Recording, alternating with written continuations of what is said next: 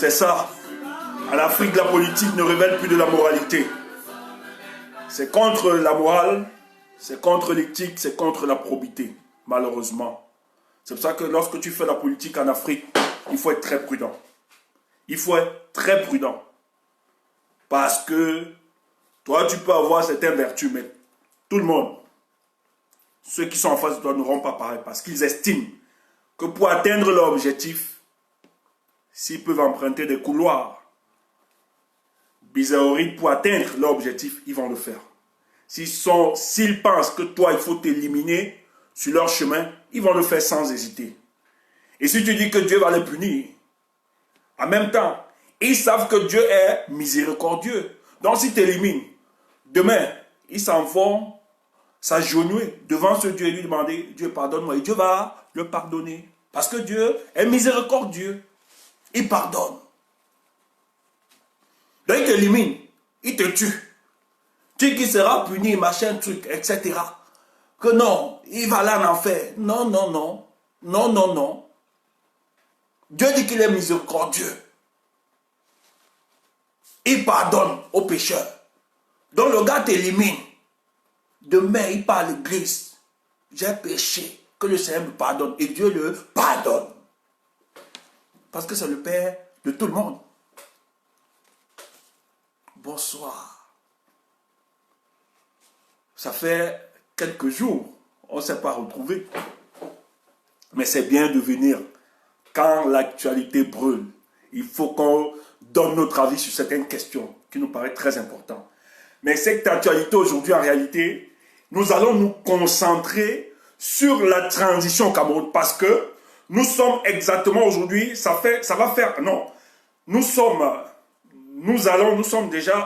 nous avons encore 3 ans, 6 mois pour qu'il y ait élection présidentielle au Cameroun. Notez ça bien. Nous avons encore 3 ans, 6 mois pour qu'il y ait élection au Cameroun. Mais pendant ces 3 ans, 6 mois, il y a beaucoup de choses qui vont être faites et qui sont en train d'être faites. Et il faut donc informer la conscience camerounaise tout ce qui se passe. Mais avant d'y arriver, je veux m'adresser d'abord à nos parents, à nos pères, ceux qui sont au Cameroun. Peut-être beaucoup ne parlent pas, mais hier j'ai discuté avec un docteur, que je vais taire le nom, qui me disait, qui exerce au Cameroun, qui me disait que les gens sont en train de mourir au Cameroun. Malheureusement, cette pandémie de la Covid-19, les gens sont en train de mourir, mais il y a tout un silence, on ne dit même pas. Et qu'il n'y a pas vraiment de tests. On ne fait vraiment pas de tests. Et que c'est la nouvelle forme, c'est ce variant qui se développe de plus en plus au Cameroun et qui, curieusement, on a même plus de signes par rapport à la première vague, où on avait quand même des signes, des gens qui faisaient des fièvres, qui avaient des maux de fièvre, etc. et qui souffraient un peu, qui avaient des signes, des symptômes qui étaient un peu visibles et qu'on pouvait justement demander à aller faire un test ou bien dépister. Mais qui me dit qu'il y a des gens qui arrivent, en fait, qui sont bien portants, mais à l'intérieur sont en train d'être rongés par le virus. Mais quand ils viennent à l'hôpital, trop tard, ils décèdent. Et beaucoup sont en train de décéder. Beaucoup sont en train de mourir.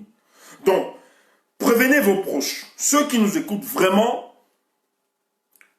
protégez-vous. Franchement, protégez-vous.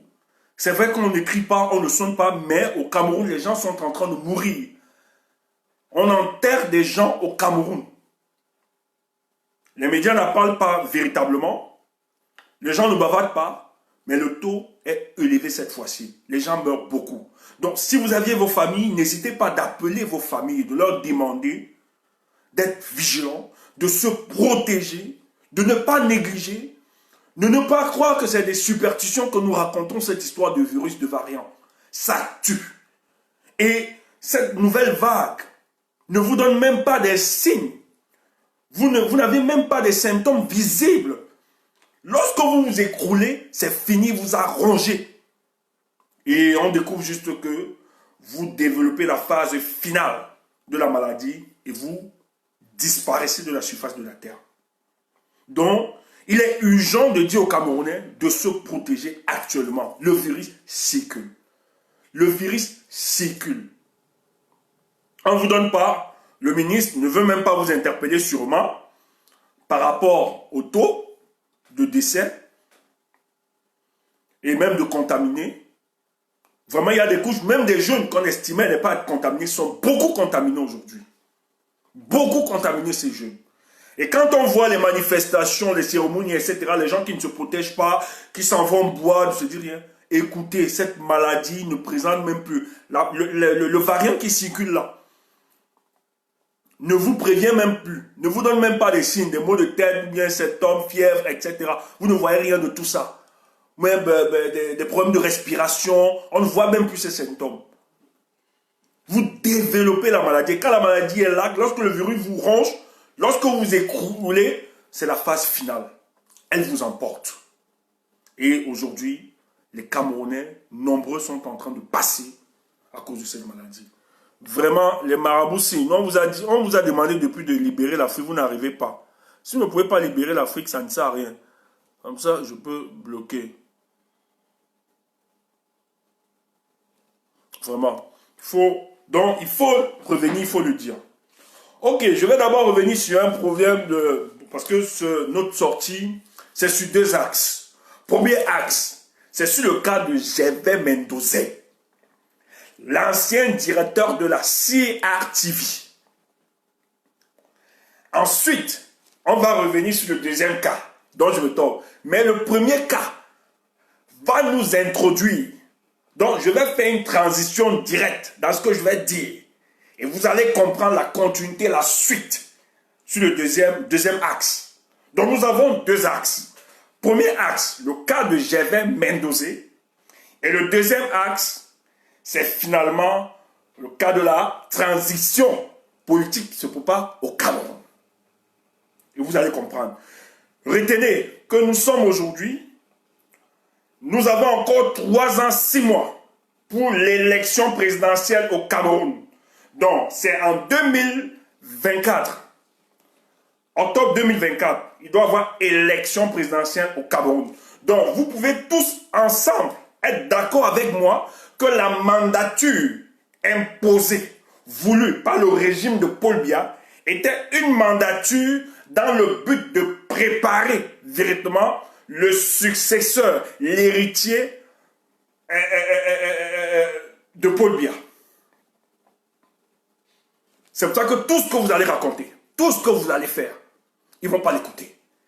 Ils négocient juste pour finir cette mandature, afin de bien préparer celui qui va le prendre. Mais on va comprendre par la suite. Le cas de Mendozé, j'ai vu sur la toile comme plusieurs. On a vu le cas de Mendozé sur la toile. On a envoyé des vidéos sur la toile, sur le plan humain. Ça nous a touchés, parce que ce qu'il faut rappeler, nous portons en nous cette humanité.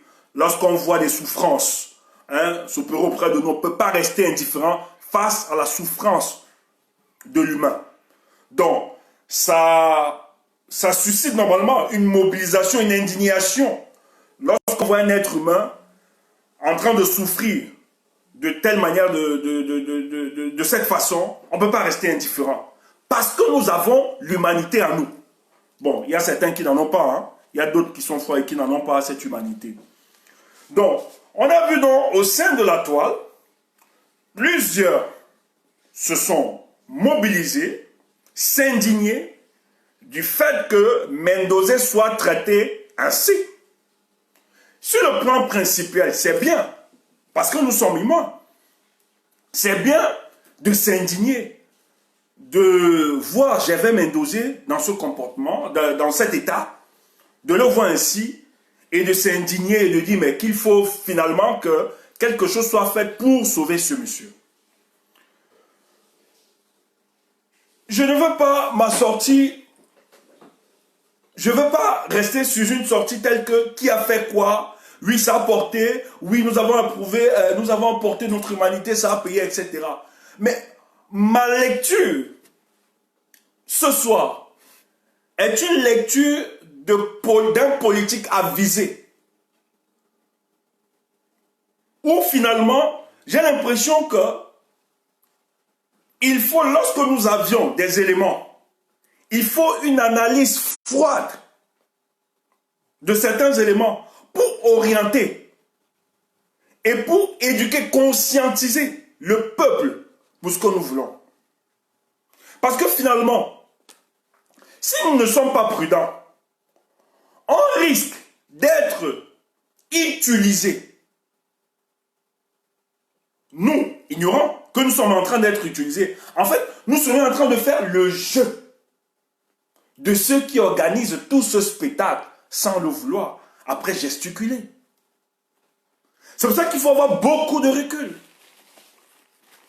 Lorsqu'on veut prendre position, il faut une lecture, il faut une certaine froideur en tant que politique. Il faut être conscient que le régime de Paul Biya nous a fait du mal depuis 40 ans. Et quand je parle du régime de M. Paul Biya, ce n'est pas seulement la personne de Paul Biya. Mais c'est tous ses proches collaborateurs et certains membres puissants autour de lui qui ont participé à l'implémentation de la politique de Paul Biya pour spolier le peuple camerounais. Et lorsqu'il arrive donc que ceux-ci sont en difficulté, il serait donc sage et intelligent pour nous d'avoir un certain recul et d'analyser de manière froide la situation, afin qu'on ne soit pas dérouté dans des querelles, des invectives, etc. C'est très important. C'est très important. Première question. Est-ce que c'est le fruit du hasard?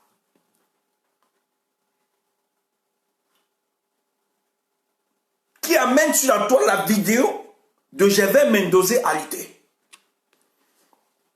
C'est pas le fait du hasard. Parce que c'est proche.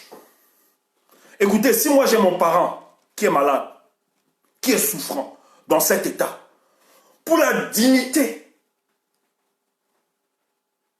humaine, je ne pourrais jamais accepter qu'on expose mon père de cette façon.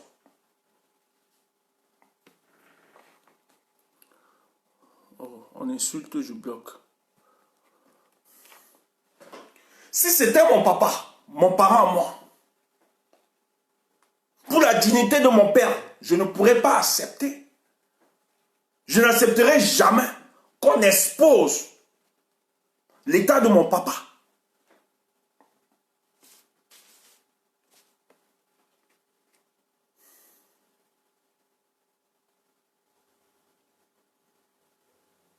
C'est ce qu'il faut comprendre. Mais c'est fait à dessein. Et on va vous expliquer. Ça ne date pas d'aujourd'hui que les proches parents de Mendozé, que Mendozé sollicite une libération, sollicite la grâce présidentielle pour être dehors.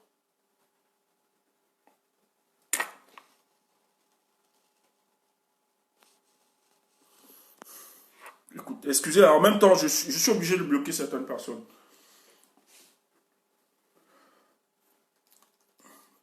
Ça ne bénéficie pas. En fait, ce qui se passe, c'est que Mendozé a toujours demandé.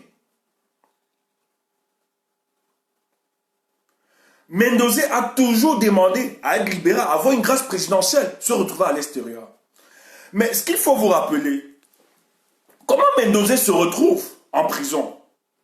Je tiens à vous rappeler que Mendozé se trouve en prison en fonction du fait qu'on lui reproche d'avoir détourné les fonds publics lorsqu'il était à la CIA-TV.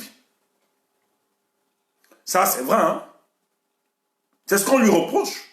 Et on se rappelle que Mendozé à la CIA-TV, c'était le dieu. C'est lui qui gérait de tout. Où il a même fait en profiter certaines personnes, les malins des Voutou. Donc, vous connaissez, Malin Voutour, c'est fait, c'est grâce à la CRTV. Et c'est Mendoza, à l'époque de Mendoza, quand il gérait. Mais lorsque Biya lance l'opération Épervier, il arrête certains caciques du régime. L'opinion publique arrive à démontrer que les arrestations organisées par M.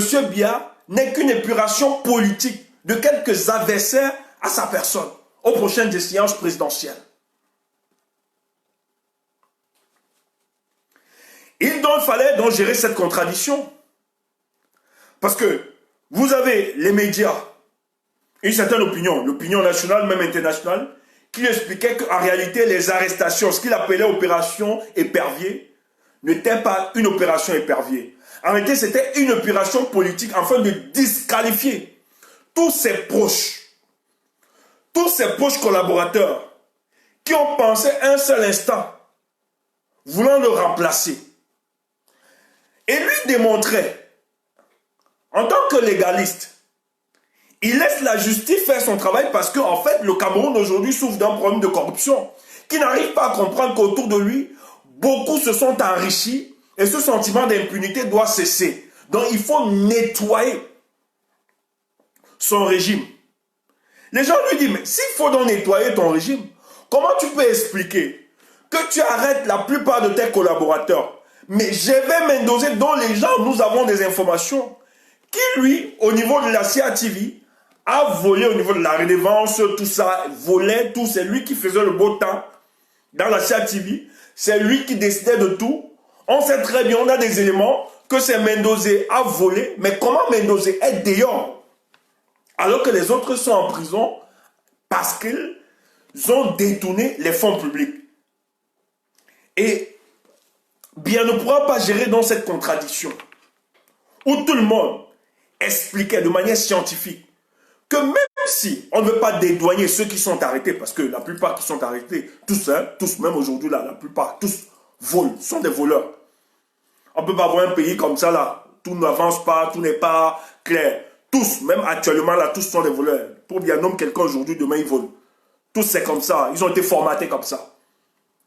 Mais maintenant, la plupart ont réussi à démontrer que les arrestations de Paul Biya, ce qu'il a appelé opération Opéré, n'était qu'une opération politique. Parce que lorsqu'on a vu la plupart de ces personnes, on se rendait compte, certains appartenaient au groupe du G11, ou certains sympathisaient avec le G11, comme les Ababa, les Marafat, etc., qui estimaient que vraiment, après Paul Biya, la relève, ça devait être en 2011. Mais il fallait disqualifier toutes ces personnes.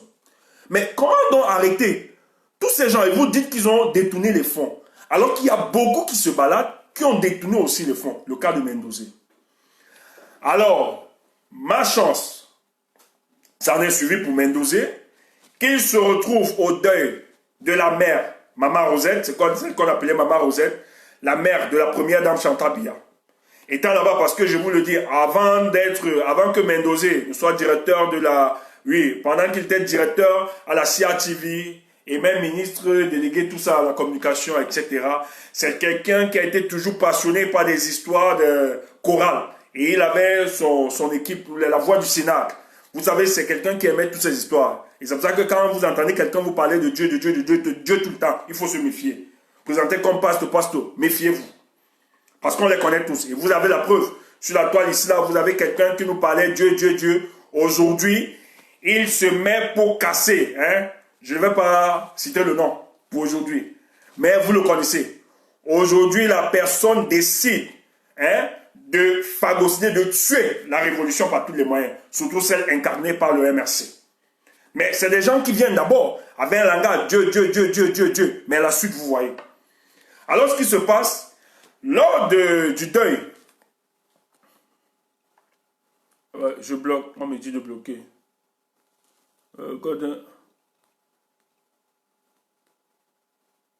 Ok. Lors du deuil, oui, oui, c'est que d'autres, oui, dès que je vois, je bloque, Yves Pépé. Lors du deuil, parce qu'on l'appelait le mariologue, sympathologue, tout ça, on savait des pratiques, en fait, Mendoza était quelqu'un qui faisait des pratiques un peu bizarreries, machin, pour se maintenir. Et on l'a beaucoup accusé pour ça. Il y a même un journaliste qui a dû fuir, hein, à l'époque, parce qu'il l'accusait des pratiques mystiques de Gervais Mendoza, ce qu'il faisait. Voilà donc quelqu'un, lors du deuil de la mère de la première dame Chantal Biya, Mendoza étant là avec sa chorale pour chanter, Paul Biya demande à son ministre de la Justice, mais qu'est-ce que ce monsieur fait encore dehors? Voilà, l'arrestation est organisée. Mendoza est arrêté, mais Laurent se dit non, il n'est pas dehors, c'est que oui, il a juste une permission de venir parce qu'il voulait être assez deuil, machin, truc et tout, et tout, et tout. Ils ont organisé le lendemain après le deuil de Madame Rosette. On arrête donc Mendoza, on le fout à l'intérieur. Parce que il fallait justement que Paul Biya explique que non, son opération épervier n'était pas une opération politique dont tout le monde est dedans. C'était effacer cette contradiction. Étant donc dedans, ce monsieur a supplié qu'il était même prêt à remettre l'argent parce qu'il va faire la fortune au sein de la CATV. Je tiens à vous rappeler que même celui qui a suivi Mendoza après Vamouke est en prison.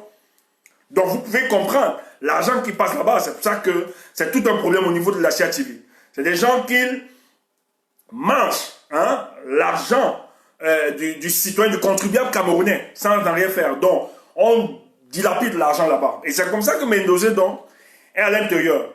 Étant là-bas, lui, il appelle à négocier que non, il peut négocier sa sortie, même s'il faut qu'il rembourse, etc. Ça ne marche pas. Il est en prison. Nous avons la première photo de Mendoza, où il est tout jaunâtre, avec une peau jaunâtre, etc. La difficulté, ça suscite l'émoi à l'époque, mais ce n'est pas ça. On lui rappelle qu'il va toujours être là. Lorsqu'il arrive devant le juge, il supplie que vraiment, s'il n'y a pas de circonstances atténuantes, etc., qu'on essaie de voir et tout, et tout, et tout, il brandit tout son rapprochement avec Paul Biya. Mais vous savez, la personne de Paul Biya, c'est quelqu'un de cynique. Il s'en fout pas mal. Paul Biya peut vous utiliser. Le jour qu'il finit de vous utiliser, il vous presse comme du citron. Et il s'en fout pas mal. Et c'est ce que Paul Biya fait donc. Paul Biya ne s'intéresse pas à la personne de Mendoza. Pour lui, il faut l'écraser, il faut l'écarter. Parce que Mendoza dehors, ce sera une véritable contradiction. Parce qu'il va falloir donc expliquer les arrestations des autres. Mais donc, lui doit dire, Mendoza négocie sur tous les territoires, sur tous les couloirs. Rien n'est fait. On dit, tu vas seulement rester à l'intérieur. Nous avons vu les photos. Comment ce type était en prison. Parce que la prison, c'est autre chose. Même si vous êtes mentalement, vous dites que vous êtes mentalement prêt ou bien aguerri, quand vous êtes en prison, vous n'êtes pas libre de vos mouvements, vous n'êtes libre de rien. On vous abat psychologiquement. Mendoza commence à perdre le kilo. Ce type que nous voyons aussi jovial, qui était toujours en train de danser, ne prend plus confiance en lui, est abattu.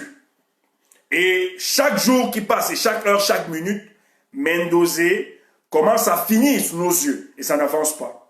Ils utilisent donc tous les couloirs. Mais entre-temps, ce qu'il faut expliquer, c'est que tandis qu'il y a des gens qui sont poursuivis, comme les Essimimeni.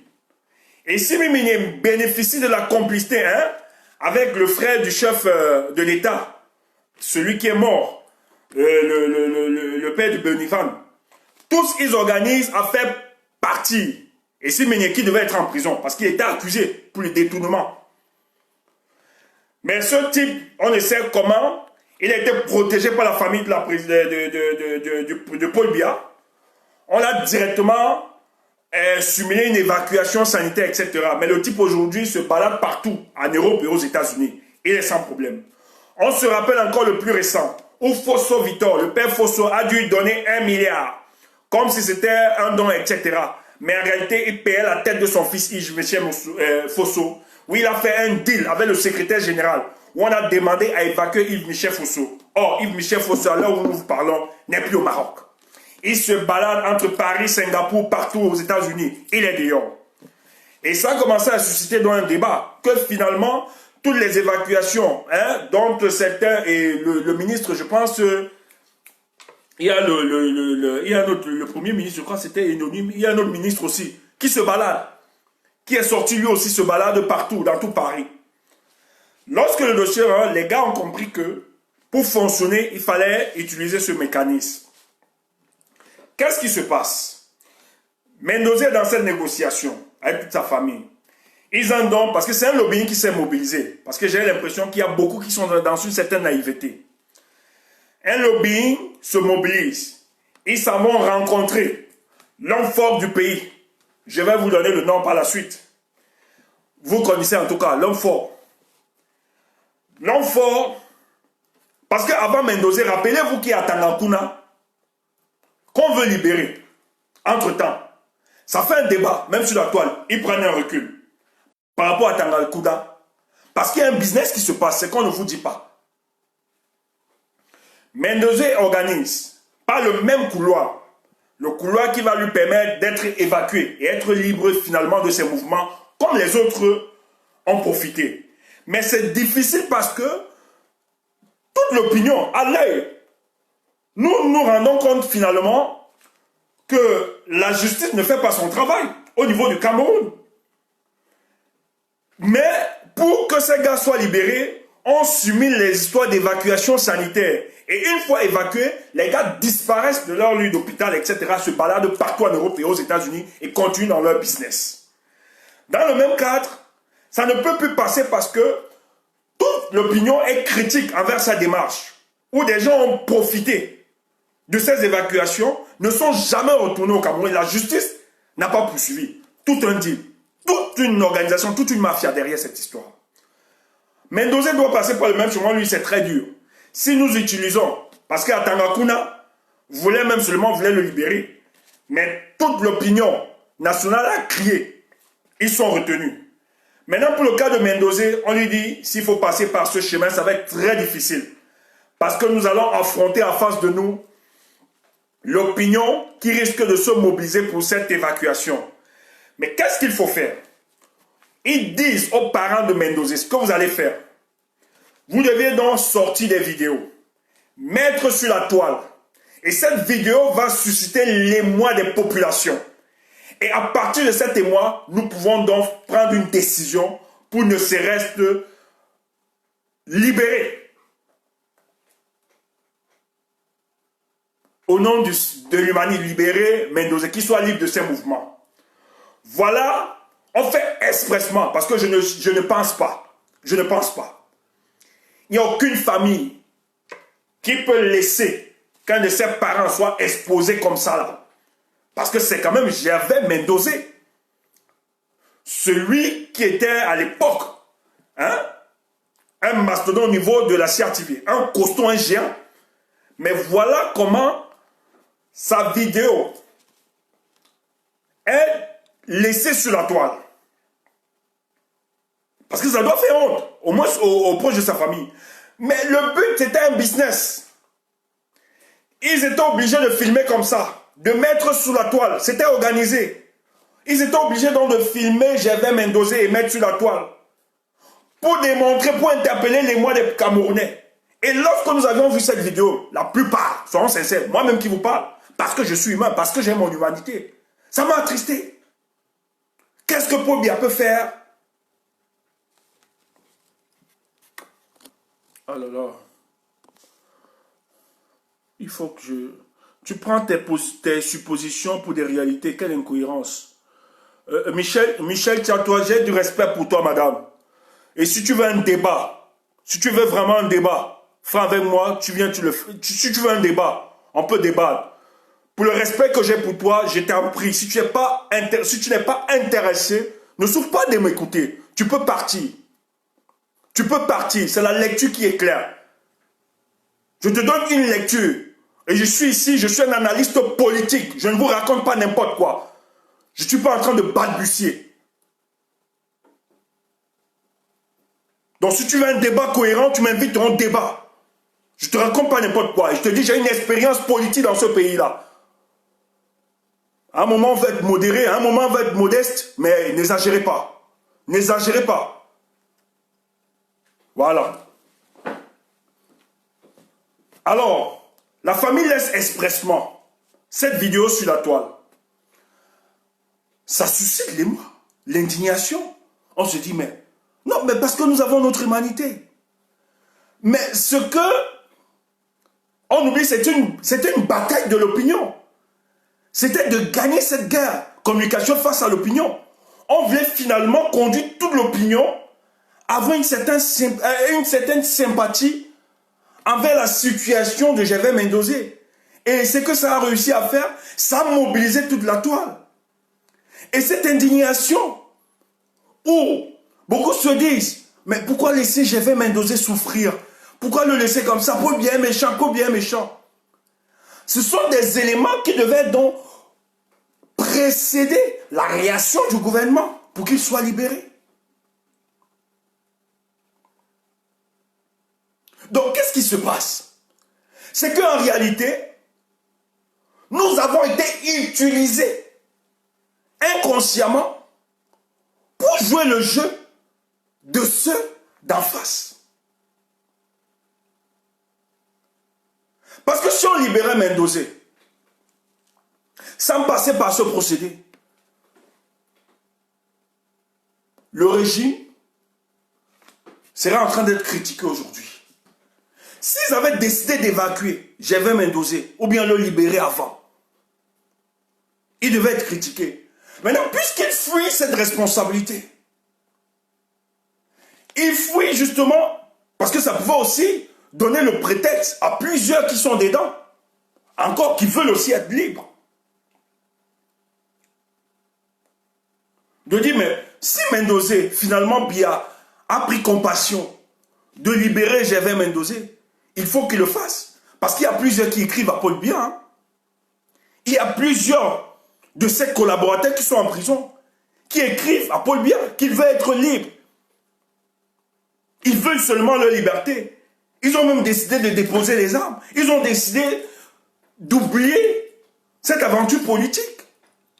Mais au moins, ils veulent leur liberté. Mais le cynisme de cet homme, il ne peut pas. Donc, on a donc utilisé quelques influenceurs, quelques journalistes. Il y a peut-être même des journalistes qui ont relayé inconsciemment parce que ça faisait l'actualité. Mais c'était savamment préparé.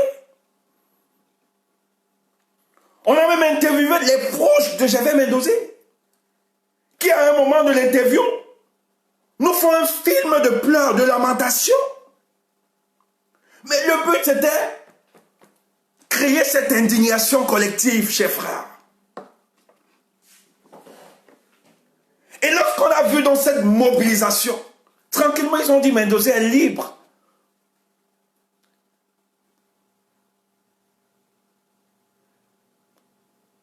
Clair. Donc vous comprenez que, en fait, ils ont utilisé notre naïveté. Ils ont utilisé notre naïveté pour atteindre leur but. Si vous croyez que c'est des gens qui exercent une certaine compassion avec le peuple camerounais, il y a des gens qui sont morts en prison.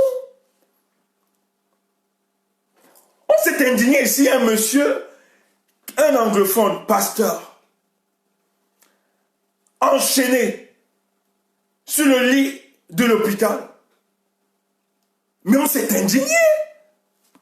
Pourquoi ils n'ont pas reculé?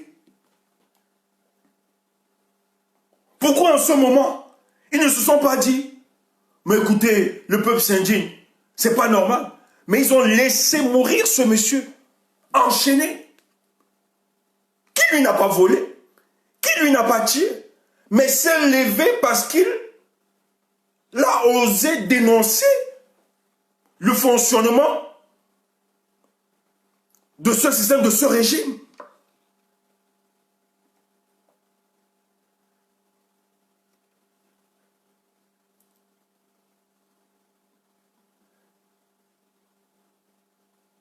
En fait, pourquoi je le dis, c'est que j'ai l'impression qu'on exerce une certaine naïveté.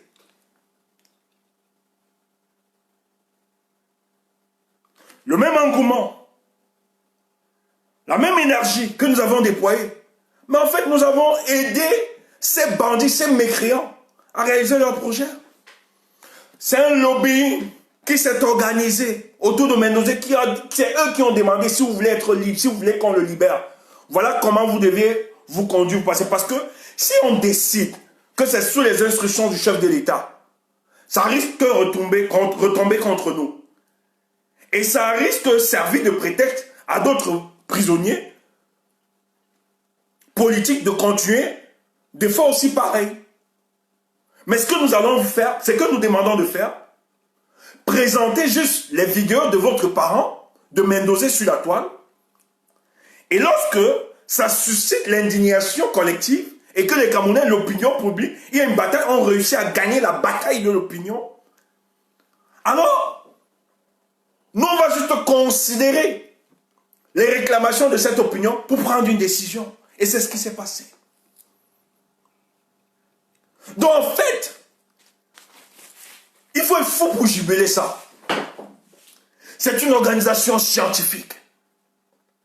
C'est fait à dessein. Tous ceux qui sont tombés dans ce jeu, en fait, vous n'avez rien fait. Vous avez juste... Vous avez juste participé au schéma. Ils avaient leur schéma. Et vous êtes tombés comme des moutons dans ce schéma. Donc vous avez réalisé. Donc votre indignation entrait dans le projet même de ce groupe de personnes. Donc votre indignation, ils savaient que ça devait arriver à ça. C'était le plus projet. Donc quand je vois quelqu'un jubiler, danser, on a libéré maintenant, mouf, mouf, tu es qui? À cause de moi, on a libéré maintenant. Non. On voulait utiliser ta naïveté. Tu les as aidés. Parce que si tu étais aussi puissant, tu t'es indigné pour d'autres personnes, non? Mais pourquoi ça n'a pas abouti? Paul Touta, qui est en prison, tu t'es pas indigné pour lui? Est-ce que ça a marché? Tu es champion en quoi? Mouf! Quand vous venez danser, ils avaient le schéma depuis. Et ils savaient que dans ce schéma, vous allez tomber tous. Et vous êtes tombés.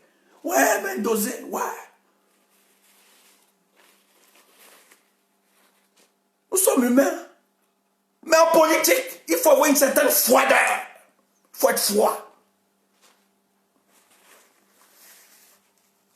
C'est pour ça que nous autres, on n'est pas complaisants, on ne fait pas comme monsieur tout le monde. Vous m'avez vu soutenir. N'est-ce pas, on dit que Messanga Nyamdi, j'ai trahi, que je suis un infiltré. Messanga Nyamdi, c'est mon corps. Oui, c'est mon corps. Je vous dis encore, c'est mon corps. Mais vous m'avez vu faire un truc, un post ou bien soutien. Parce que mon corps, je lui avais dit, même encore dernièrement quand il était sur Paris, les gars là vont te manger. En politique, on n'est pas tiède. Soit tu es chaud, soit tu es froid. Les équilibres, ça n'existe pas. Et tu as mal fait, tu as agi très mal. Même si tu aimes ton soi-disant bien, il faut toujours se dire qu'il n'est pas éternel. Quelqu'un d'autre peut le remplacer. Ils t'ont utilisé. Va voir comment tu t'es comporté envers l'opposition. Comme si c'était devenu un problème personnel. Même pour bien ne pouvait pas s'adresser à Kamto, comme tu le fais. Mais regarde l'humiliation que tu subis. Grand frère, tu ne connais pas ces gens. Et je lui avais dit que Bien-être, il dit non, bien là. Je dis grand frère, Bien-être, il a une contre. Je suis un biaïste. Aujourd'hui, tu nous donnes raison que le biaïsme, c'est le spectre qu'on utilise pour tromper l'opinion nationale et internationale. C'est fini, ça n'existe pas. Parce que si ton biaïsme existait, il allait te soutenir, il allait te défendre. Mais il n'a plus la réalité du pouvoir. Te voilà aujourd'hui, ils te méprisent. Te voilà, ils sont en train de t'humilier.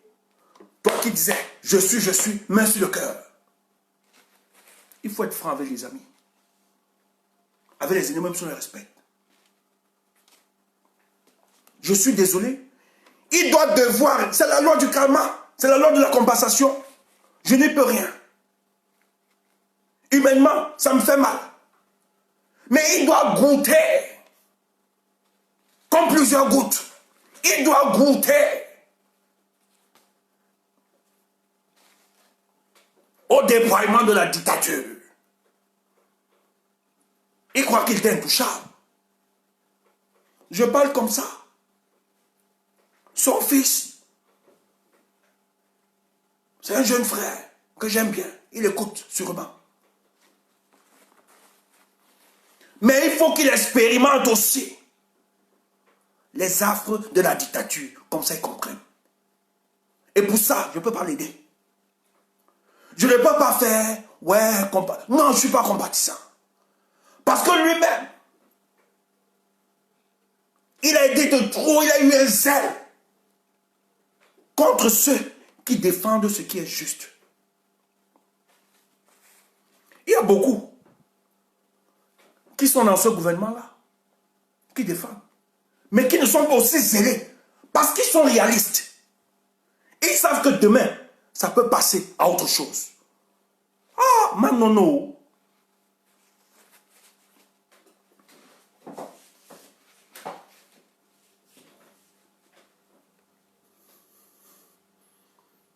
Tu insultais.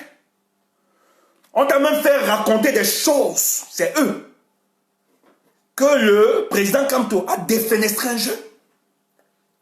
Tu es venu raconter. Oh, ces gars sont des mécréants. Ils sont capables, aujourd'hui là, de dire d'ouvrir le procès de Kamto là pour t'écraser. Ils sont capables de donner des instructions à la justice camerounaise d'ouvrir le dossier. Kamto t'écrase.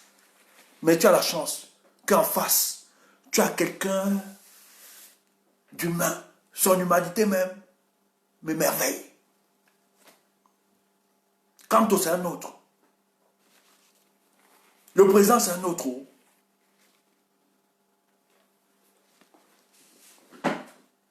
Pour Paul Henri, j'ai vu la sortie du président élu. Il a dit vraiment, il y a homme. Je ne pense pas, moi je ne pense pas, que j'aurai le même courage là. Moi je ne pense pas. Moi je ne fais pas l'hypocrisie. Je ne suis pas moi, je n'aime pas. Mais ce type, il a été attaqué par Paul Henri. Vous l'avez écouté. Tous les plateaux, Paul Henri disait qu'il va se venger de lui. Mais le président n'a jamais fait une sortie. Je me rappelle l'une des sorties qu'il a fait à Equinox, où on demandait au président Kamto. Tout au contraire, il a envoyé les éloges. Il dit vraiment, si Dieu pouvait me donner cette voix ostentatoire de Kingé, vraiment il porte, il est costaud, et tout, et tout, et tout. Cette voix qu'il porte, je m'en réjouirais.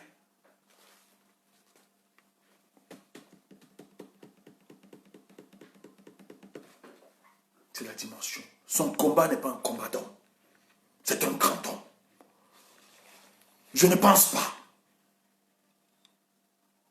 que moi, à sa place. C'est pour ça. Il faut savoir. Mais Sanga Nyamdi, si tu étais comme ce que tu expliques, un progressiste, en parlant, le peuple devait te soutenir. Mais tout le monde est embarrassé. Moi, j'ai quelqu'un qui m'a appelé hier. Même comme il m'a appelé, il a compris que bataille pas trop de bail. Il me dit que c'est une stratégie. La personne m'appelle. Il me dit, Tchoumou, l'histoire de Messanga, c'est le régime qui est en train d'organiser ça. En fait, on est en train de faire croire qu'on l'abandonne comme ça pour que l'opposition, il entre tranquillement dans l'opposition. Non, non, non, non, non, non, frère. C'est très bas ta réflexion. Elle est basse. Elle est très basse ta réflexion, frère. C'est pas ça. Le régime ne veut pas l'utiliser pour influer. Non, non, non, non. Mais Sanga est en train d'être broyé par ceux qui ont la réalité du pouvoir. Il a refusé. Mais Sanga ne veut pas se recycler. Il est toujours dans son biaïsme. Le biaïsme, c'est du passé. Et il faut qu'il se recycle. Parce que ceux qui ont la réalité du pouvoir sont là. Mais lui, il ne veut pas croire à ça. Moi, je lui avais dit que Paul Biya est fini. Il ne tient plus les manettes de la République. Il dit non, non, non, non, Paul Biya. Mais il a la démonstration. Et il a osé donc s'attaquer à celui qui a la réalité du pouvoir. Et celui qui a la réalité du pouvoir a dit, va t'écraser. Et celui qui a la réalité du pouvoir est en train de l'écraser. Et il va l'écraser. Parce que même pour ceux qui disent, que la première dame, tout à l'heure, je vais vous dire qu'elle-même, elle ne peut plus rien. Vous blaguez, le pouvoir. Elle-même, Ceux qui pensent que la première dame, aujourd'hui, la première dame elle-même est encerclée.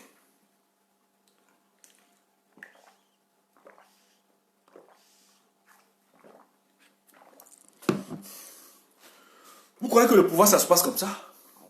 Vous blaguez. Vous blaguez. Donc, cette indignation que nous avons menée, portée contre, pour la libération, cette énergie, pour la libération de Gervais Mendozé. Maintenant, si Gervais Mendozé, qui vous envoie quand même les mots de remerciement? Parce que dans leur schéma, ils ont réussi à vous prendre et vous êtes tombé. Donc, ils doivent vous remercier. Donc, n'exercez pas trop cette naïveté quand vous écoutez. Si on vous écoutait, si on nous écoutait, c'est qu'on nous écoute sur beaucoup de choses depuis.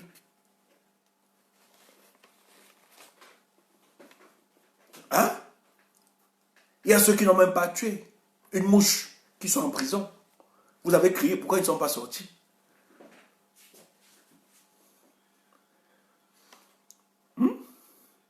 Donc ça obéit à une stratégie. C'est ceux-là qui ont demandé à Mendozé, voilà le circuit, si tu veux être libre de tes mouvements. Peut-être l'État, nous, on n'a plus d'argent pour t'évacuer. Mais au moins, te libérer. Il n'y a pas de souci. Ce que tu fais, il faut que ça suscite l'indignation continue. En fait, il faut une bataille de l'opinion. S'il faut réussir à gagner l'opinion, c'est bon, non, vous liquidez ça. Et c'est ce qui s'est passé. Quand c'est sorti, beaucoup ont été zélés. Mais il y a beaucoup qui sont entrés dans le business, qui ont été payés pour relayer l'information. On ne dit pas. On ne dit pas tout. Donc il y a beaucoup là qui disaient Mendozé, libère, libère. Mais qui ont reçu le package. Nous aussi, on a nos renseignements, non? C'est de bonne guerre. C'est pour ça qu'il y a des gens qui prennent des guerres là. Vous voyez qu'ils font ça parce qu'ils aiment trop votre combat là. Ouf. C'est le business. Oh. Il y a d'autres qui ont fait ce business là, qui ont goûté. On leur a dit, il faut parler. Parle pour Mendozé. La personne, je gagne combien?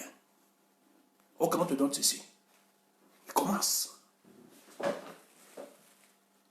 Donc ne jubilez pas trop les naïfs. Ça ne nous intéresse pas. Ouais, on me dit de bloquer Golden Barbies. J'ai même pas, comme je regarde pas trop. Et puis je vais voir, dès que je vois, je bloque. Tac! On bloque les bêtises. Il y a beaucoup ici qui ne m'aiment pas, qui sont là. Souffrez de m'écouter. Vous êtes ce Stéphane Tchoumbou. Vous souffrez. Je ne suis pas là pour dire des choses qui vont vous plaire. Je n'ai pas besoin de soutien. Je suis seul à no get compris. Tu m'aimes pas. Je m'en fous. Je te dis ce qu'ils veulent. Ceux qui veulent vos applaudissements, vos histoires, je les connais. Je m'aime tellement. Je m'aime moi. Je m'aime tellement. Qu'il m'est trop difficile, d'être jaloux de quelqu'un. Ouf! Tu as quoi? Que je sois jaloux de toi. Hein? Oui. Tu es dans la même galère que nous. Tu dis que je suis jaloux de toi. Ouf! On expérimente la 17 ensemble. La 17 ensemble. La 17, c'est la grand-mère de la famille. Et tu es là, tu dis que je suis jaloux de toi. Ouf! Tu as quoi? Oui. Pardon? Si tu veux aller, hein, là où on t'applaudit, applause. Va là-bas. Moi, je donne les coups. C'est comme ça qu'on me donne les coups, j'encaisse. C'est tout. Je ne suis pas là pour plaire à quelqu'un. Parce que si vous marchez pour plaire aux gens, vous ne serez plus authentique. Quand vous les écoutez, ils ne sont pas authentiques. Ils sont plus authentiques. Ils vont toujours masquer les dires, etc. Je ne demande pas l'association des faux profils derrière moi. Je ne demande pas. Moi seul, je résout mes problèmes. Oui. Ça là. God don't give me. Donc voilà le projet. Il fallait juste comprendre que nous avons juste été le bétail qu'on devait utiliser pour concrétiser le projet de Mendozé. Et Mendozé a gagné dans son business. Voilà. c'est la preuve qu'il y a une certaine naïveté. C'est pour ça qu'il faut avoir une certaine froideur dans cette histoire. Vous l'avez décrié pour des activistes qu'on a arrêtés. Ils ne sont jamais libres, certains activistes. Mais subitement, Gervais Mendozé, que nous savons, qui lui a participé à ensevelir l'espoir des Camerounais, subitement est libre. Vous ne vous interpellez pas. C'est une stratégie. Le lobbying a parlé. La tribu a parlé. Il fallait qu'il soit libre. Et ça s'est négocié. Mais ils ont dit qu'ils ne pouvaient pas faire comme ça parce qu'ils ont voulu pour Atangana ou bien c'est Kuna. Ça a été très difficile que l'opinion accepte ça. Maintenant, ce qu'il faut faire pour lui, il faut gagner la bataille de l'opinion. Il faut donc sortir les vidéos où il est fragilisé, où il est fini. Dit même qu'il est mort. Comme ça, l'humanité, ça va toucher certains. Parce qu'il y a d'autres. Quand on parle comme ça, il est mort, ouais, mouf. Tu meurs, ça ne me donne pas. Tu n'es pas agréable. Nous, on va mourir. Oui. Tu n'as jamais prié que quelqu'un meure. Moi, j'ai prié que d'autres disparaissent. Il y a des gens qui ne nous intéressent pas sur terre. Ils énervent. Ils remplissent la surface de la terre pour rien. Ils doivent partir. Quand ils partent, on ne dit pas, ok, tu as avancé, c'est bon. Tu as dégagé l'espace. C'est quoi ça? On te remarque que tu es qui? Tu nous fais du mal, tu nous fais du mal, après tu veux combien? Mouf! Ne me plaît pas. I don't get combien. Donc c'est ce qu'il fallait comprendre. Mais vous avez fait votre jeu. C'est bon. Mais d'autres aussi ont bouffé le business. Pour les naïfs qui n'ont pas bouffé, sachez qu'il y a des choses qui ont circulé derrière. C'est un business bien organisé. Maintenant, à l'entame de mes propos, je vous ai dit tantôt que nous sommes à 3 ans, 6 mois exactement pour qu'il y ait une élection présidentielle au Cameroun. Et cette élection présidentielle au Cameroun, c'est grave, hein? Paul Biya ne pourra plus tenir. Et continuer de présenter le spectre de Paul Biya comme s'il est celui-là qui contrôle la machine politique de ce pays sera très difficile. Parce qu'en fait, au cours de cette mandature, ils ont des difficultés. La seule négociation qu'ils ont eue, parce qu'ils sont protégés par la France, c'est que si vous pouvez nous permettre que cette mandature, on puisse l'organiser et puisse voir clair et visible pour l'homme qui va pouvoir garder l'héritage politique de Paul Biya, permettez-nous cela. C'est pour ça que tout le cafouillage qu'il y a aujourd'hui, on ne veut pas solutionner la guerre dans le nord-ouest et le sud-ouest. Pourquoi? Parce que solutionner la guerre dans le nord-ouest et le sud-ouest, ce serait de remettre en question,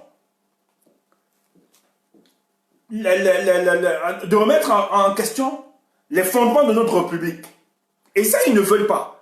Parce qu'on va devoir tout casser, remettre à plat, réorganiser. Et ça, ils ne veulent pas. C'est pour ça qu'il y a des crimes qui sont organisés. Il faut tuer tous les anglophones. Ils doivent se taire. Parce que si la cause anglophone réussit finalement à faire la première place au centre du débat politique au Cameroun, on risque de court-circuiter le plan de l'héritage, du contrôle de l'héritage de Paul Biya. Et ça, il ne faut pas. C'est pour ça que dans cette magouille, il supplie chaque jour la France de pouvoir protéger, de pouvoir être silencieux, de ne pas parler. C'est pour ça qu'on va voir la sortie des sénateurs, des Américains, par le Sénat américain, qui a une position claire, qui demande, qui dit à la France que la France ne peut plus continuer dans cette conspiration du silence. Parce qu'ils savent très bien que si la France décide, par sa diplomatie, à faire reculer le régime de Yaoundé, par sa barbarie qu'elle exerce sur les populations du nord-ouest et du sud-ouest, tout va stopper. Mais ils ont dealé, négocié. Si pendant la mandature de Paul Biya, avant que 2024 n'arrive, c'est 2024, 2025, un truc comme ça, les élections, qu'on leur permette de garder le contrôle. Parce que c'est pendant cette mandature qu'ils vont finalement fabriquer et faire sortir au sein de celui qui pourra représenter Paul Biya. Mais c'est grave, parce qu'il y a tellement des appétits autour de cette question du contrôle de la succession de Paul Biya. Paul Biya lui-même, depuis, avait toujours souhaité que ce soit son fils, Franck Biya, qui soit le président de la République par après. Et ça, vous allez voir de plus en plus ce rapprochement. Il y a eu une réconciliation familiale, parce que la première dame qui ne s'entendait pas avec Franck Biya, aujourd'hui s'entendent. Vous pouvez voir des photos. Lorsque vous avez les manifestations de Paul Biya, vous avez son fils qui est à côté, etc., qui prend davantage le pôle même du pouvoir politique, du fonctionnement, etc., et tout, et tout, et tout. Et vous aviez le plus récent encore, un mouvement qui s'est créé, le mouvement des franquistes, qui finalement présente Paul Biya Franck Biya comme étant finalement l'alternative face aux frustrations qu'a posées, face aux frustrations que posent les Camerounais par rapport à la gouvernance de son papa. On présente aujourd'hui Franck Biya comme étant l'homme qui a fait un certain sursaut de la modernité et qui pourrait finalement parachever le grand projet de son père qui est empêché à cause de certaines vérités exogènes qui les empêchent de matérialiser ce projet. Mais qu'avec Franck Biya, avec le sursaut de la modernité dont il connaît, dont il fait preuve, il pourra faire décoller le Cameroun. Et vous avez donc, dans tous les forums, etc., on vous demande d'adhérer au mouvement des franquistes, etc., etc. Mais Franck Biya n'est sans ignorer que dans cette bataille pour la conquête du pouvoir, son père a nourri l'ambition à plusieurs. Il y a d'autres qui sont en prison, qui ont nourri cette ambition. Ceux qui disent qu'après Biya, eux aussi, ils peuvent goûter. Il y a ceux qui sont là, qui vivent, qui pensent qu'eux aussi peuvent avoir cette réalité de pouvoir. Ils peuvent, parce qu'ils ont tous ces moyens-là, pour finalement gérer ce pays. Alors, qu'est-ce qui se passe dans l'entretemps? Entre-temps, celui qui gère le pays, dont nous savons tous, c'est le secrétaire général à la présidence. C'est l'homme lion. C'est l'homme qui a toute la réalité de pouvoir aujourd'hui. Avoir la réalité de pouvoir, c'est quoi? C'est contrôler l'appareil politico-sécuritaire d'un pays. Et personne ne peut le nier. Gongo contrôle l'appareil politico-sécuritaire du pays.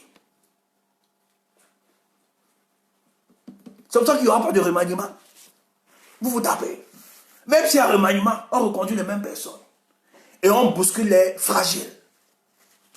Les momos comme ça, qui ont servi. Les momos qui ont servi d'instruments pour insulter Kamto. On peut, ils ne représentent rien. Mais les classiques, les incontournables, les pères de la République, on ne bouge pas. Ceux qui sont assis, on ne bouge pas, ils sont là. C'est pour ça qu'il ne peut pas avoir remaniement, vous allez attendre ça. Pourquoi? Parce qu'en fait, la plupart de ces classiques savent que Paul Biya est en incapacité de gouverner ce pays. Beaucoup le savent, même s'ils ne le disent pas. Le ministre des Affaires foncières au Cameroun, il a eu une instruction, sur autre instruction. Le type fait un commentaire, il dit qu'il n'est même pas sûr que c'est Paul Biya. Ministre Haïti. Et Yébé Haïti. Et que Mouf, dis donc, je ne suis même pas sûr que c'est Paul Biya. Bon, le ministre, c'est très loin. Mon corps, mais Sanga Nyamdi, titre de la une d'un journal, ils n'ont même pas peur de Paul Biya.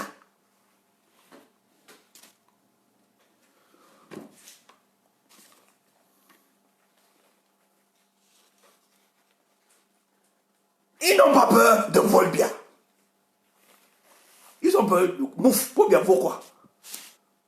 Ils vont avoir peur de quelqu'un qui est fini. On l'arrête pour marcher. On est obligé de le doper quand il doit recevoir des gens.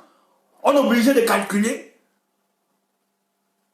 le temps où il aura sa lucidité pour qu'il reçoive des gens.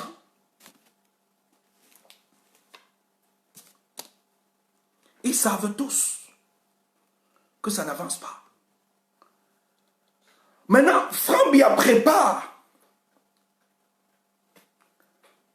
Et il prépare, il estime que pour l'échéance 2025, il est l'alternative pour sauver le Cameroun dans cette condition actuelle. Donc il faut une machine de propagande politique pour l'aider à ça. Mais c'est bloqué. C'est bloqué parce que ceux qui ont la réalité du pouvoir estiment qu'eux aussi, ils peuvent goûter. Je tiens à vous rappeler que le secrétaire général à la présidence, il tient ce pays avec ses complices. Le commandant de la garde présidentielle, le directeur de la DSP, le DST, la police, le BI. Et je dois vous rappeler que le BI, contrôlé par les Israéliens, ils ont un dispositif d'écoute et de contre-écoute.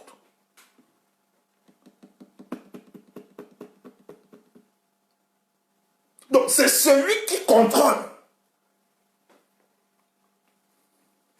l'appareil militaro-sécuritaire d'un pays qui a la réalité du pouvoir.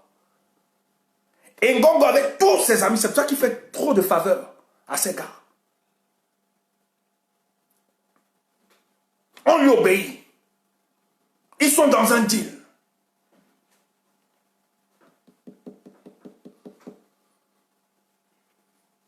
Et dans toutes les zones sensibles de l'armée, il a positionné ces gars.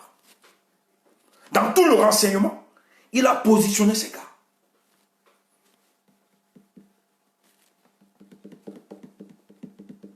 Moutaza a des problèmes.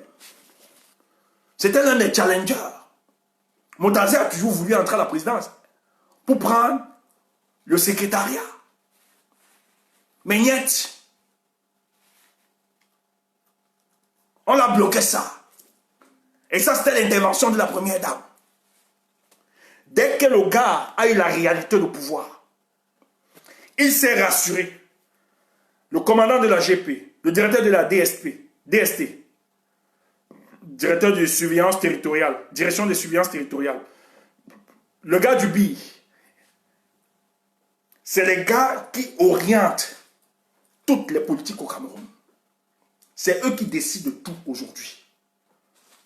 Donc même la première dame, aujourd'hui n'a plus contrôle.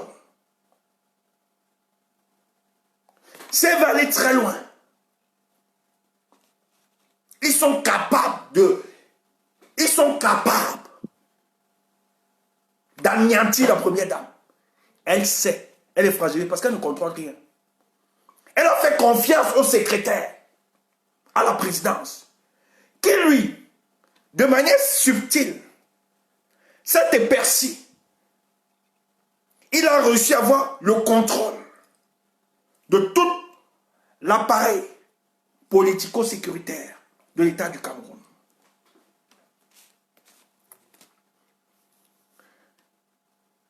Il y a quelqu'un qui a dit que la première dame a dû dire qu'on ne doit pas toucher Messanga Nyamdi, non. Mais ça devait se faire, non.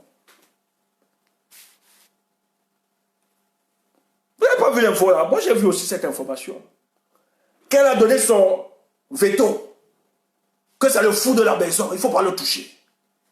Mais qu'est-ce qu'on a fait? Vous voyez que ce qu'on a fait là, c'est plus dangereux. Donc ils devaient stopper. S'ils écoutaient encore les ordres de la première dame, s'ils écoutaient la première dame, on devait tranquillement laisser Messanga Nyamdi continuer dans son bavardage. Mais parce que les gars ont la réalité du pouvoir, ils ont donc décidé. On a demandé au ministre de l'enseignement supérieur, Famandongo, tu l'envoies au nord. Et la plupart de ses collègues savent que c'est une sanction disciplinaire. C'est une sanction pour Messanga Nyamdi.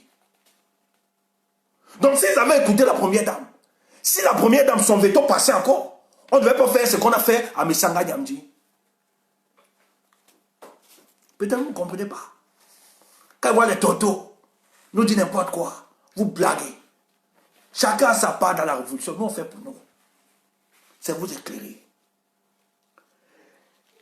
Lorsque le mouvement dont les franquistes se mettent sur pied et qu'on prendront au recrutement, c'est que beaucoup n'ont pas vu. Il y a un autre mouvement qui voit le jour.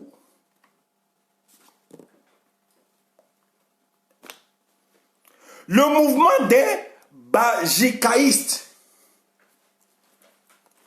Vous avez entendu parler de ça? Le mouvement des bajikaïstes pour le redressement du Cameroun. Il y a franquiste, hein? Mais à côté, il y a un mouvement qui a vu le jour récemment. C'est très récent.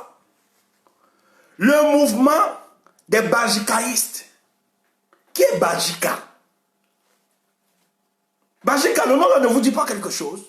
Bajika, c'est le premier fils de l'ancien président du Cameroun, Amadou Ahidjo, qui entre aussi dans la scène pour la succession de 2025. Ouais, on me dit de bloquer. Ouais. Ah, les gens connaissent Bajika. Non, on va bloquer après, t'inquiète. C'est tellement sucré.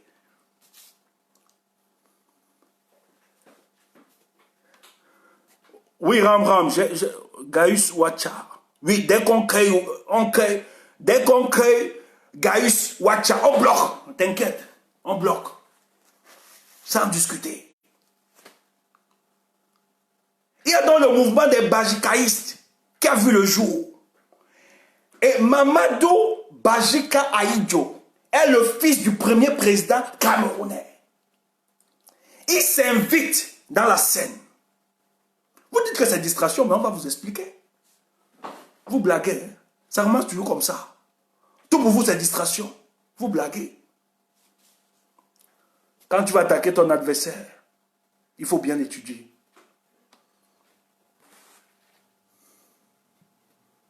Ah, ok. Ok, on a attrapé. Voilà, on bloque. Nous, on ne dit pas ça. Tu as les gros mots, hein? Gaïs Boita, on te bloque. Il vient dire le gros cul. C'est pas bon. On est quand même élevés. Hein? Même si nous sommes les enfants de la rue, on est quand même élevés. On a une bonne éducation. Nos parents ont veillé.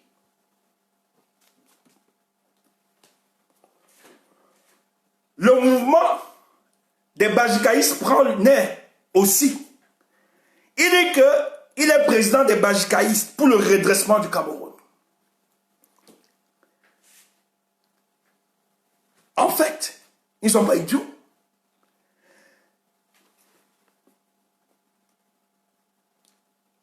C'est que dans la géopolitique de l'Afrique francophone, oui, j'ai déjà bloqué.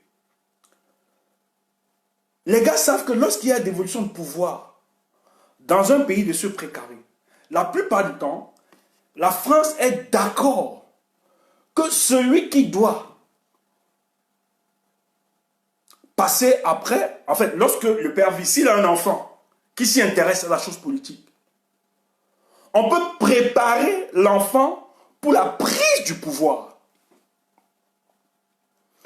Et dans cet élan, le fils de l'ancien président, son fils aîné, estime que, puisque la question de la dévolution de pouvoir s'oppose au Cameroun avec acuité, ce n'est pas seulement Frambia.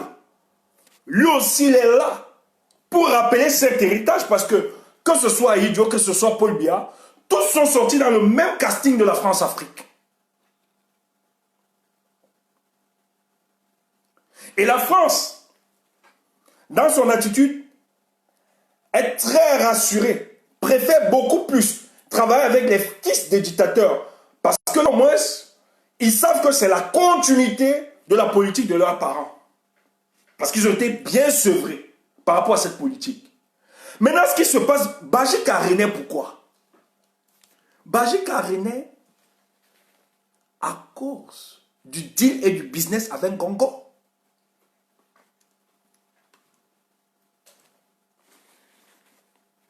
Bajika est ambassadeur itinérant à la présidence de la République depuis 2011, décembre 2011, par Paul Biya. Et on l'a nommé PCA, Hôtel Sawa. Donc il est là, tout autour, il gravite. Maintenant, l'objectif c'est quoi? Il faut neutraliser les franquistes. Et pour neutraliser donc les franquistes, il faut susciter donc les gars du Nord. Donc, il y a une intelligence entre Ngongo qui réveille et qui donne les moyens à Badjika, le fils d'Aïe, pour neutraliser les franquistes.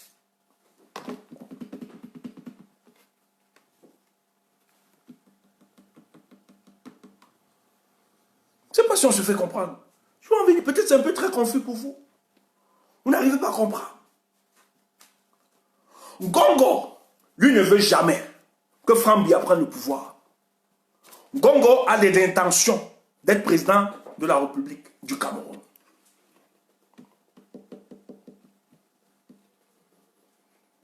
Il organise tout son chemin pour arriver à ça. Il est le maître. Et cette mandature de Paul Biya doit lui permettre d'écraser tous ceux qui se mettront sur son chemin. Ça ne blague pas. Cette mandature, c'est que c'est difficile pour le moment. Parce qu'il y a certains qui se construisent. C'est pas difficile. Il veut l'arrestation de Moutazé. Depuis, il va arrêter Moutazé. Il a même dû dealer avec une des proches collaboratrices de Moutazé. Mais c'est difficile. Il veut instrumentaliser. Parce qu'en face, tu as le gars de la justice qui n'est pas très d'accord avec Ngongo. Parce qu'ils ont un contentieux. Ngongo avait fait arracher le terrain du ministre Laurent Issou.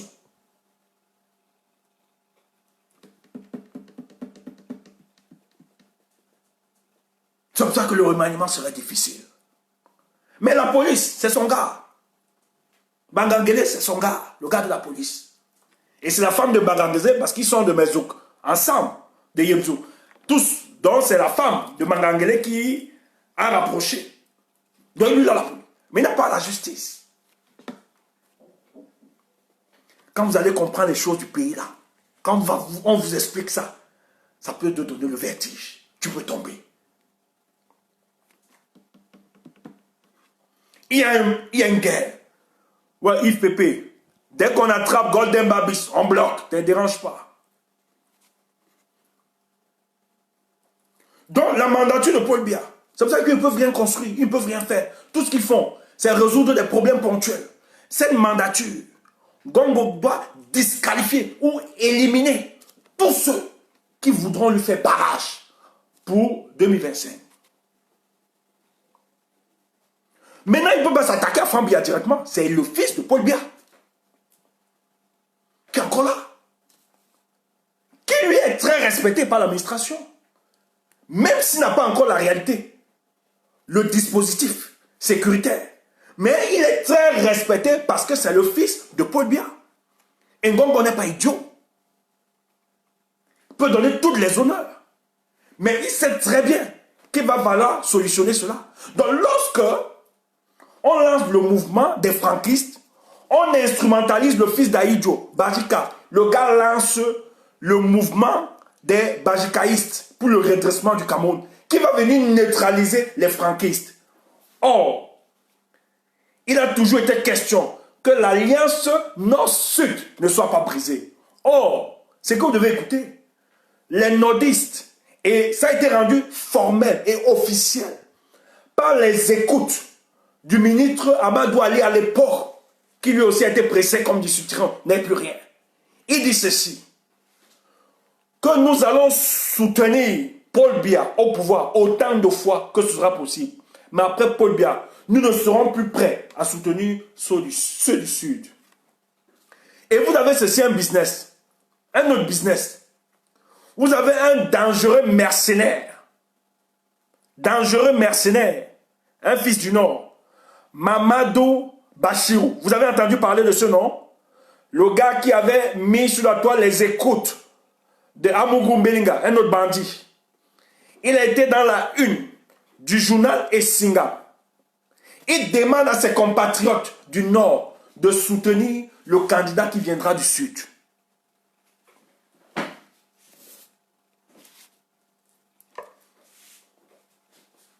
Dans l'intitulé, Essinga, c'est un journal proche du régime, hein, proche de la présidence. Donc il y a une guerre. On utilise ce jeune, ce monsieur, qui était un proche collaborateur d'Amelou Belinga, qui vendait les voitures. J'espère que vous vous rappelez. Le monsieur fait la une du journal Essinga. Il dit là que le septentrion est disposé à choisir un successeur venant du Grand Sud. Donc on l'utilise pour préparer ses frères du Nord pour qu'eux ils se calment les revendications qui seront portées par les nordistes pour prendre le pouvoir après Paul Biya, qu'ils se calment, que les nordistes doivent soutenir le candidat qui viendra du Sud. Il y a une machine de propagande politique qui se met en place.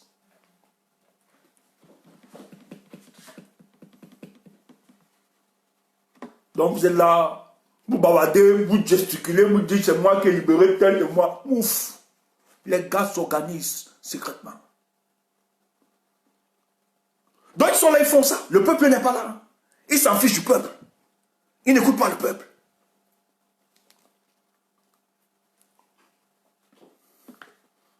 Ils s'en fichent, l'option du peuple. Dans la bagarre, comme Franck Biya commence à assumer, il instrumentalise. Parce que ce que je vais vous rappeler, ces appels au soutien des franquistes, c'est une instrumentalisation. L'argent est versé derrière. C'est une machine de propagande politique. On sait où ça sort, on sait où ça commence. Et c'est financé par les soutiens de Paul Biya. Il y a des hommes d'affaires tout autour qui estiment que lui peut prendre. C'est pour ça que de plus en plus, on essaie de vous vendre la personne de Franck Biya. Mais derrière, c'est que vous aviez certains autour de lui qui estiment que Biya ne doit pas être président. Maintenant, pour neutraliser Paul Biya, on soulève le fils d'Ahidjo. Bajika, on lui demande de créer son mouvement. Lui crée son mouvement, lui aussi. Le mouvement des bajikaïstes.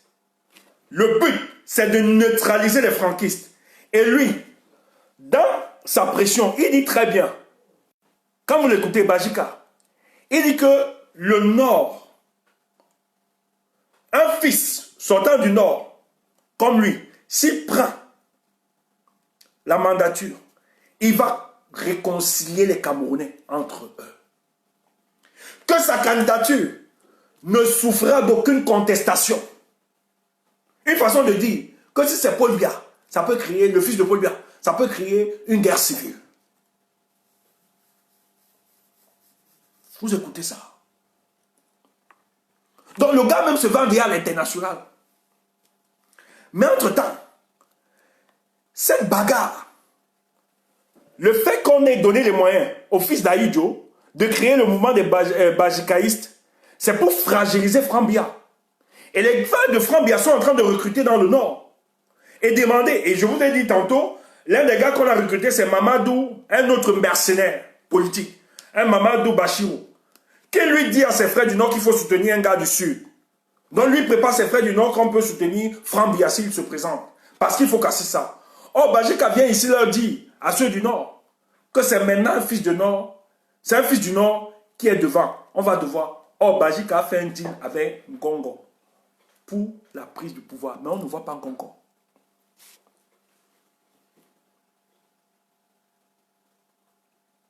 Donc voilà ce qui se prépare pour 2025.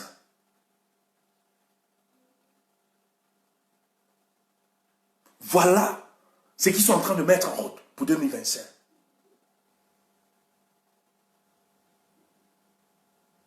Donc, les jours qui viennent, ce qui va se passer pour le cas du Cameroun, il y aura des arrestations terribles. Il y aura des arrestations terribles pour disqualifier certaines personnes qui prétendent, qui aspirent, qui soutiennent. On va fragiliser plusieurs. Et dans ce type de Ngongo, Il estime que dans cette bataille entre les franquistes et les bagagistes, lui va donc sortir comme le troisième larron, se positionner avec la réalité du pouvoir dont il a, avec le dispositif sécuritaire du pays. Il va s'imposer comme maître et définir l'orientation. Parce que ce qui se présente là, on prépare au Cameroun indirectement une guerre civile entre le nord et le sud. C'est pour ça que vous avez vu les jeunes de Ngaoundéré sortir, qui est une instrumentalisation profonde, qui est un avertissement pour tout le régime de Paul Biya de ce qui va suivre s'il continue à perdurer. S'il continue à s'entêter, à vouloir imposer quelqu'un, donc un nouveau front s'ouvre au Cameroun. L'axe nord-sud. Voilà une nouvelle bataille. Mais quand on l'a dit, ça c'est des calculs. Mais il faut maintenant gagner le peuple. Et la chance que nous avons, c'est que de tous ces calculs, l'homme qui a réussi à gagner le cœur des Camerounais, c'est Maurice Kamto. Et c'est là où je dis, j'interpelle le professeur Maurice Kamto, le président du MRC, de prendre cette révélation avec beaucoup de sérieux.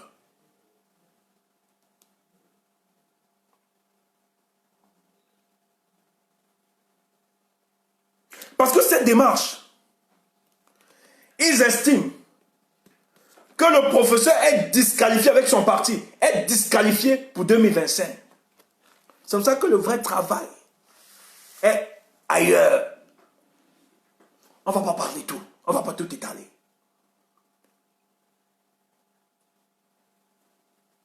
Mais je sais le professeur, doté d'une intelligence, d'une sagesse. Je lui demande de prendre en compte ces éléments et de voir comment ajuster davantage sa stratégie comme il le fait. Il doit comprendre que la bataille pour notre pays, c'est au-delà de nos frontières. Que ceux qui ont les oreilles pour entendre. Que le professeur imprègne ça davantage. La bataille pour le Cameroun, pour rétrocéder notre souveraineté au Camerounais. Il va falloir se lever au-delà du Cameroun. C'est très important. Je n'ai pas besoin juste. Parce que la stratégie par essence, elle est secrète. Le professeur doit empêcher tous ces mécréants. Il a la capacité, qui n'ont aucune légitimité populaire, de voler ce que le peuple pense profondément. Et pour cela, il va falloir au professeur de se lever au-delà du Cameroun pour que cette réalité du pouvoir soit entre les mains du peuple camerounais. C'est très important.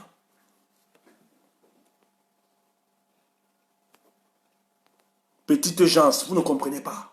Quelqu'un vient, tu n'as rien à dire, tu ne comprends rien.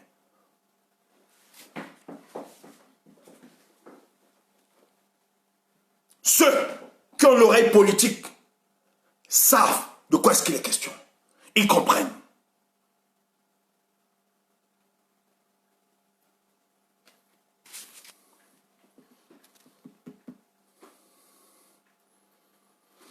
Parce que dans leur stratégie, ils disent qu'ils savent comment neutraliser le président du MRC et son mouvement.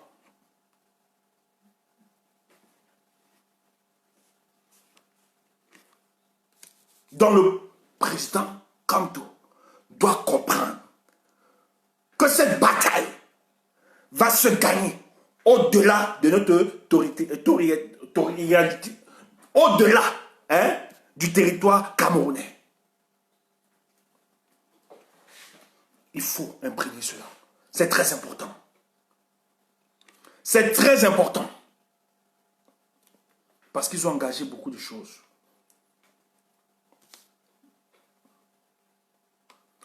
C'est qui? Je bloque qui? Je bloque qui? Donnez-moi le nom, je bloque qui?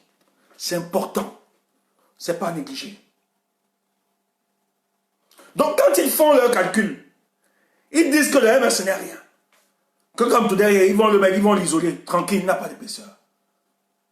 Donc, l'ingénierie politique du professeur Maurice Kamto doit davantage s'affûter, travailler dans le but de concrétiser le pouvoir du peuple. C'est important.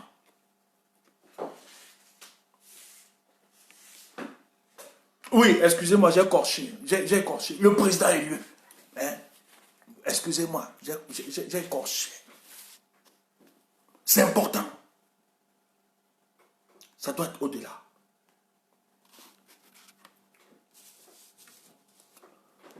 Comme je l'ai dit, ils ont le calcul, mais ils oublient le peuple. Ils oublient celui qui détient le peuple. Et celui qui détient le peuple, parce qu'il y a un argument, je le dis pourquoi.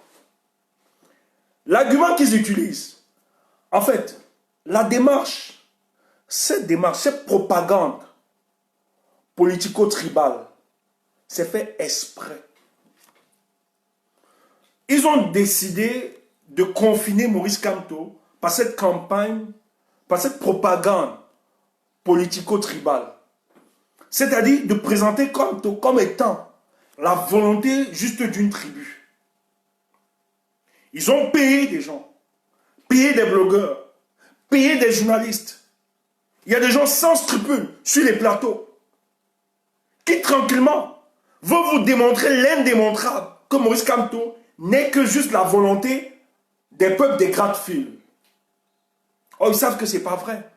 Oh, ces politiques participent à faire comprendre au soutien du peuple camerounais, au-delà du Cameroun, que Maurice Kamto ne pourra pas fédérer autour de lui tous les Camerounais si et seulement sa candidature pourrait passer. C'est pour ça que pour nous qui sommes dans la résistance, nous avons l'obligation, pour nous qui pensons république, nous avons l'obligation, parce qu'eux, ils n'ont rien à perdre. Quand vous voyez des blogueurs insulter des Bamileke, non, eux, ils n'ont rien à perdre. Ils ont la réalité du pouvoir. C'est ce qu'il faut comprendre. Et ils n'ont rien à perdre. Hein. Ils peuvent dire les graphies, les cochons, les tontinats. Non, ils n'ont rien à faire. Parce qu'ils ont la réalité du pouvoir. Mais nous n'avons pas la réalité du pouvoir. Donc nous, ça nous demande vraiment beaucoup d'intelligence dans nos déclarations.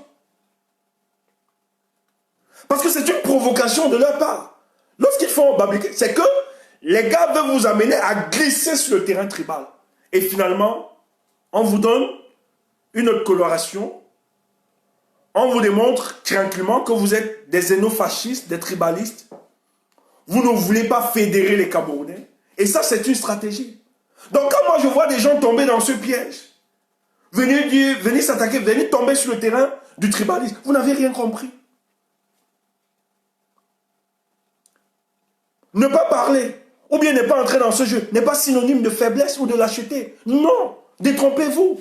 J'ai entendu des gens dire, ah vous les Bamileke, vous êtes très lâches. Ah vous les Bamileke, vous n'agissez pas. On vous attaque. Non, non, non, non. It's the mind.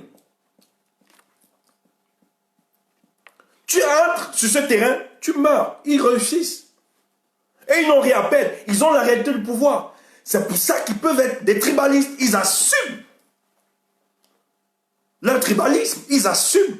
Parce qu'ils savent qu'ils ont la conquête du pouvoir. Mais leur problème, c'est qu'ils veulent vous amener sur ce terrain qui est glissant et dangereux pour la République du Cameroun. Parce qu'au sorti de là, s'ils réussissent à vous traîner, qu'est-ce qu'ils vont présenter aux autres? Ils vont dire, ben, en tout cas, eux, ils ont démontré à suffisance qu'ils ne peuvent pas représenter toutes les composantes sociologiques du Cameroun. Ils ne parlent qu'au nom d'une ethnie, d'une identité. Et ça, le Cameroun ne se résume pas juste à une ethnie, à une identité. Et comme ça, vous êtes disqualifié sur le terrain de la bataille de l'opinion. C'est intéressant. Donc, il faut éviter d'être tribaliste. Et quand j'ai dit d'éviter d'être tribaliste, ce n'est pas de vous taire quand des gens racontent. Quand l'autre, Maître Timban, vient raconter ses salades et cafés de commerce, là, vous répondez, il faut taper. Mais restez dans le cadre de l'argumentaire politique. N'attaquez pas sa tribu. Parce que lui, tout ce qu'il va chercher dans le débat, à soutirer une glissade de votre part et vous présenter comme étant tribaliste. Et coller ça au MRC et à son leader. C'est ce qu'il recherche. Il faut réfléchir, chers frères. Parce que le but aujourd'hui, c'est de démontrer aux amis du Cameroun que Maurice Kamto ne fait pas l'unanimité dans toutes les régions du pays. Or, c'est faux. Maurice Kamto a le soutien partout, même si ce n'est pas tout. Bon, d'ailleurs, c'est utopiste de penser que c'est tous les Camerounais qui vont soutenir un individu. Ça ne va jamais se réaliser sur la terre des humains. Mais au moins, la vérité est que toutes les régions du Cameroun adhèrent à la vision, à l'idéologie de Maurice Kamto. Même s'ils ne sont pas visibles, même si on utilise une ethnie pour écraser certains. Vous aviez Madame Assomo, résidente du Sud, présidente départementale du MRC dans le Sud, elle est en prison dans le Fou. Elle est en train d'être torturée. Pourquoi? Le crime de cette dame, c'est parce qu'elle, ressortissante, originaire du Sud, du Cameroun, il n'était pas question pour elle d'aller soutenir un monsieur comme Maurice Kamto. Or, elle soutient Maurice Kamto pas à cause de sa tribu ou à cause de son appartenance, à cause d'un public. Elle soutient Maurice Kamto à cause des idéaux dont il porte, il est porteur. Mais aujourd'hui, elle paye le crime. Elle paye. On dit que c'est un crime. Elle souffre, elle est emprisonnée, elle est torturée. Parce qu'elle a osé supporter Maurice Kamto. Or, on a déployé toute une élite à l'est, au centre, au sud. Il ne faut jamais, jamais, et les gens l'ont expliqué. Vous avez le docteur Nke qui expliquait ici, qui expliquait, lorsqu'il a voulu déposer sa candidature, on lui a dit, tout sauf le MRC. Ne pose pas ta candidature à la mairie de... quelle mairie là? Obala, au nom du MRC. Il était obligé de prendre des partis politiques, des rente-en-plan politiques là, qui ont des organisations un peu bizarroïdes, bizarres là. Mais on lui a dit formellement. Oh, il y a une propagande politico-tribale. C'est fait à dessein, c'est fait exprès. Et nous qui pensons dans le Cameroun, nous qui pensons à la République, nous qui pensons, nous devons à chaque fois dans nos sorties, toujours se rappeler ce que nous disons. Est-ce que c'est pour le bien des Camerounais? Est-ce que c'est pour la République? Eux, s'ils ont une conception villageoise de la République, c'est leur problème. Nous devons sortir au-delà de la tribu, penser Cameroun. Parce qu'on l'a su faire, on a toujours fait. Ça ne date pas d'aujourd'hui. C'est historique. C'est endémique en nous. C'est ancré en nous. Cette revendication pour une société juste. C'est un combat qui date de depuis pas aujourd'hui. Donc même si vous provoquez, ils vous attaquent, non. Si vous vous taisez, c'est pas que vous êtes lâché ou vous êtes faible. Et d'ailleurs, le silence n'est pas synonyme de faiblesse ou de lâcheté. C'est fait preuve de sagesse à un moment donné. Vous savez où vous devez aller. Et ils sont obligés d'utiliser tout. Ils sont obligés de se stopper. Mais allez voir aujourd'hui, ils sont en train d'être battus en minorité sur la toile. Allez voir la reconversion spectaculaire de soi-disant patriotes. Où j'estime qu'il faut beaucoup observer. Parce que moi j'ai un problème. Quand quelqu'un dévie, c'est un déviationniste. En une personne, moi, ça m'inquiète. C'est pour ça qu'il faut prendre avec pincette. Ceux qui se disent qui étaient des patriotes hier, aujourd'hui ils disent qu'ils viennent suivre le combat. Il faut être prudent. Même si on les accepte, hein, on les accepte, mais il faut être très prudent. Parce qu'ils peuvent encore dévier. Ces revirements peuvent être pour eux une frustration.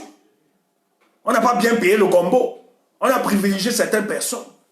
Parce que la plupart ne sont pas là par conviction. Ils ne soutiennent pas pour bien par conviction. Ce n'est pas opportuniste. C'est pour ça qu'il est très prudent. Et il faut mesurer ça, chers frères. C'est important pour le cas de notre pays.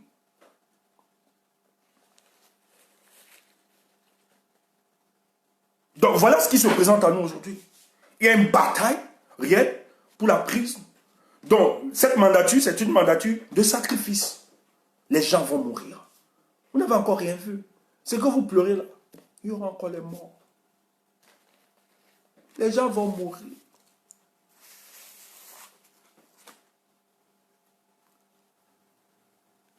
Les gens vont mourir. Et j'ai pitié des Ponce Pilate. J'ai pitié des Ponce Pilate. Ils seront broyés. Parce qu'actuellement, soit tu assumes, le biaïsme, c'est dépassé, ça n'existe plus. Si tu es dans le biaïsme, sois nostalgique maintenant. Ça n'existe plus. Réinvente-toi. On utilise le biaïsme comme spectre d'envoûtement et d'endormissement des Camerounais. Ça n'existe plus. C'est dépassé.